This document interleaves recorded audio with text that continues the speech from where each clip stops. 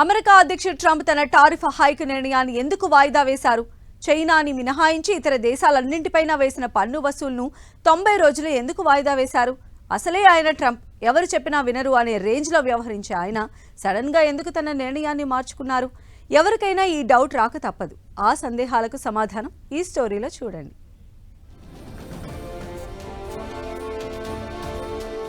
ఓ రోజు పన్ను, మరో రోజు వాయిదా.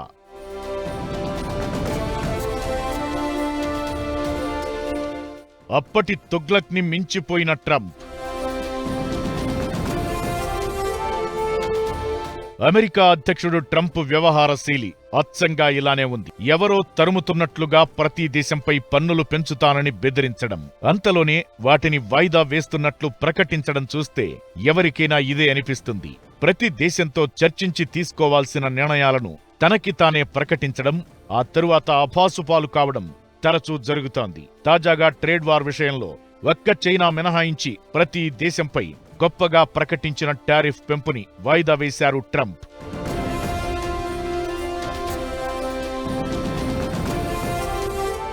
కారణమేదైనా ట్రంప్ తన టారిఫ్ హైక్ నిర్ణయాన్ని 3 నెలలు వాయిదా వేయడం స్టాక్ మార్కెట్ల వరకు సానుకూల సంకేతం పంపింది.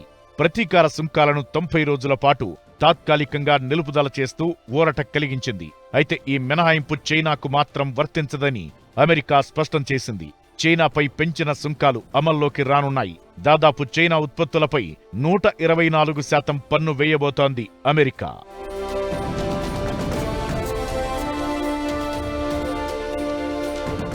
అయితే తన ఆర్డర్ తానే ఎందుకు వెనక్కి తీసుకోవడం, వాయిదా వేయడం చేస్తున్నారంటే దాని వెనుక ఓ క్యాలిక్యులేటెడ్ రిస్క్ ఉందంటున్నారు. స్టాక్ మార్కెట్లన్నీ పతనం తరువాత ట్రంప్ ఓ మాటన్నారు, గ్రేట్ టైమ్ టు బై, అంటే కొనుగోళ్లకి మంచి సమయమని.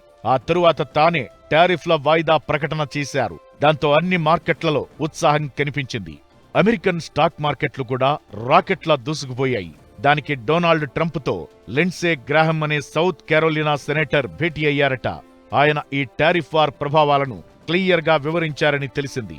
ఆ తరువాత ట్రంప్ రెగ్యులర్ గా చూసే కొన్ని ఛానళ్లలో కూడా టారిఫ్ వార్ పై అనుకున్న ఎఫెక్ట్ వచ్చిందని, ఇకనైనా చర్చలకు కూర్చోవాలని సూచనలు వచ్చాయి. ముఖ్యంగా JP Morgan chase and company CEO Jamie demon కూడా టారిఫ్ వార్తో మాంద్యం వచ్చే ముప్పుని హెచ్చరించారు. ఈ క్రమంలోనే ట్రంప్ సుంకాల మోతపై పాజ్ బటన్, అంటే వాయిదా నిర్ణయం తీసుకున్నారని తెలుస్తోంది.